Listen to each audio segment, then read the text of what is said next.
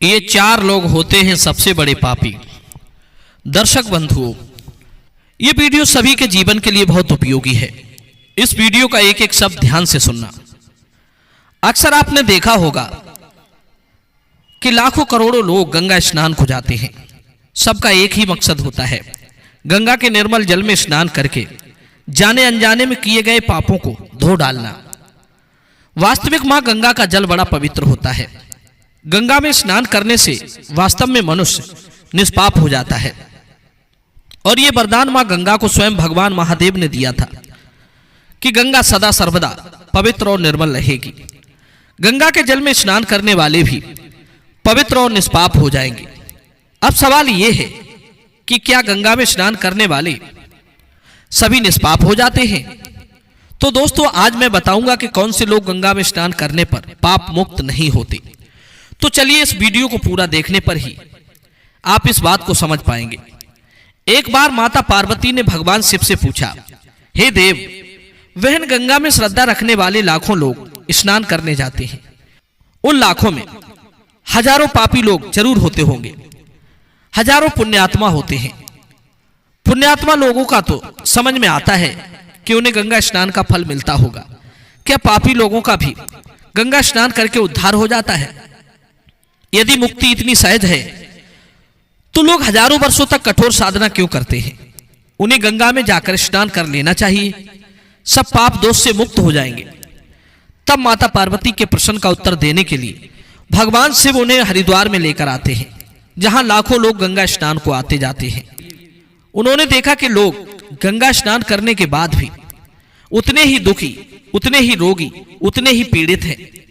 उन्होंने उन सब के भावों को जानने के लिए एक लीला रची। भगवान भोलेनाथ एक बूढ़े पुरुष का रूप बनाते हैं और माता पार्वती एक नव युवती बन जाती है। फरवरी का दिन था। कुछ लोग गंगा स्नान को जा रहे थे तो कुछ गंगा स्नान करके लौट रहे थे।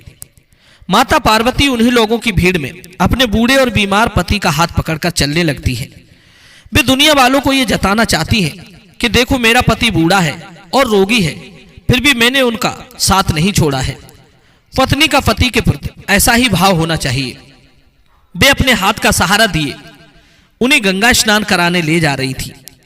पर दोस्तों, वो तो एक लीला थी, दुनिया वालों को दिखाने के लिए, उनके मन की बात जानने के लिए। अब वहां पर एक बीमार वृद्ध पुरुष के साथ एक सुंदर युवती को देखकर सब लोग घूर घूर कर उन्हें देख रहे थे। एक बूढ़े के साथ एक सुंदर युवती को देखकर लोग अलग अलग तरह के विचार प्रकट कर रहे थे। कामी चंचल पुरुष उन्हें देखकर लोभियाने लगे। कुछ लोग कहने लगे, हे सुंदरी, तुम्हारी तो किस्मत ही फूट गई जो तुम्हें ये बीमार बूढ़ा पति मिला है।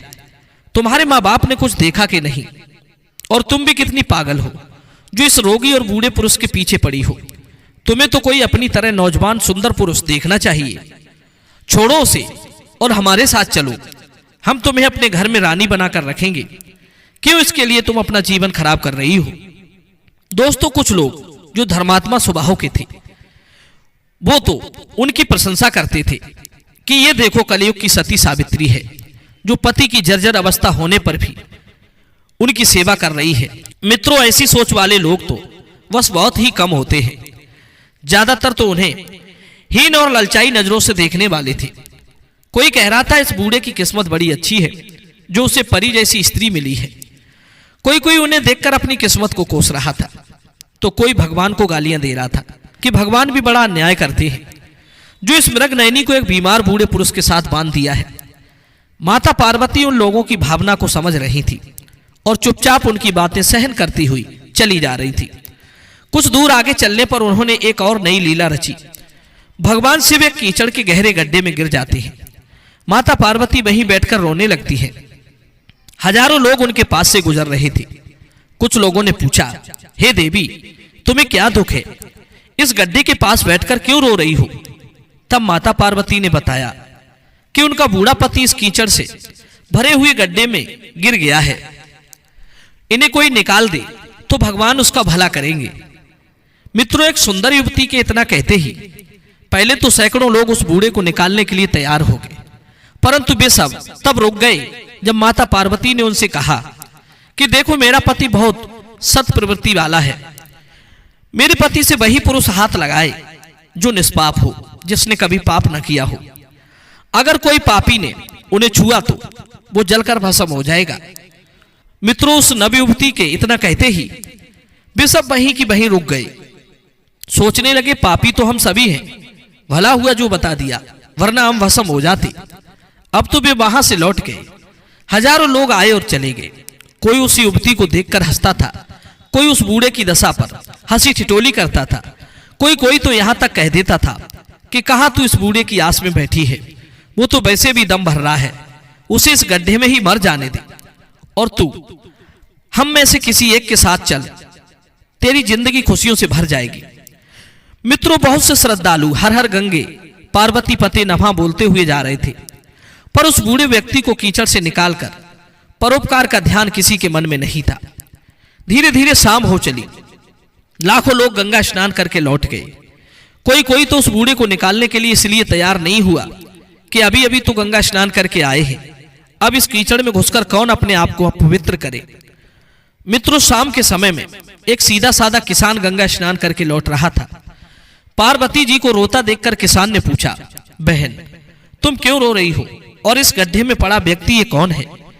तब दुखियाते हुए पार्वती माता कहती हैं, हे भैया, ये वृद्ध पुरुष मेरा पति है, और ये सुबह से इस कीचड़ के गड्ढे में गिर गया है, कोई इन्हें निकालने वाला नहीं आया। किसान कहने लगा, बहन चिंता मत करो, माँ गंगा तो समस्त पापों का नाश कर देती है। मैं इस समय गंगा स्नान करके लौट रहा हूं और मुझे विश्वास है कि मैं निष्पाप हूं। इतना कहकर किसान उस कीचड़ के गड्ढे में कूद गया और उस बूढ़े व्यक्ति को निकालकर बाहर ले आया।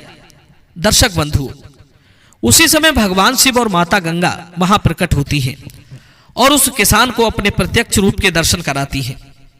मां गंगा बोली, बेटा वास्तव में तो गंगा स्नान तुमने ही किया है। मैं अपने उस जल को छोड़कर इसी कीचड़ में आकर बैठी थी जिसमें भगवान महादेव पड़े हैं।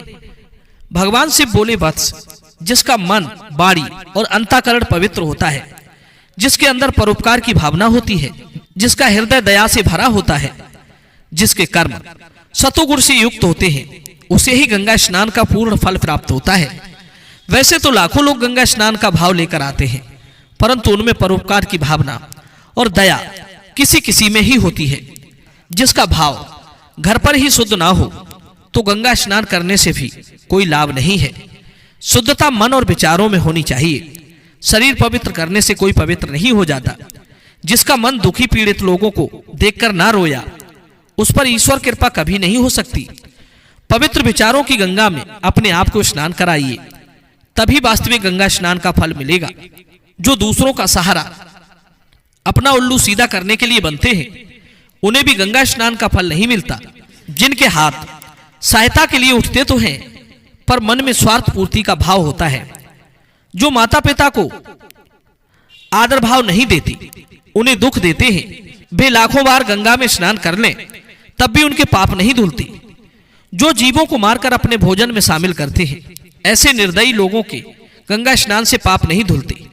जो स्त्री पुरुष अपनी विवाहिता पत्नी या पति को धोखा देकर पुरुषों में पर स्त्रियों में रमण करते हैं, उनका भी गंगा नहाना व्यर्थ है। जो और का बुरा करके स्वयं का हित तलाशते हैं, उन पापियों को भी गंगा का फल नहीं मिलता। जो दया से रहित है और अधर्म के रास्ते पर चलकर जीव का उपार्जन करते हैं, उन्हें गंगा मैया कभी नहीं तारती। माता पार्वती ने कहा, हे नाथ, आज मैं समझ गई कि लोगों के दिलों में भक्ति नहीं, भक्ति का दिखावा अधिक है। इसीलिए तो संसार के लोग धन से संपन्न होने पर भी दुखी रहते हैं।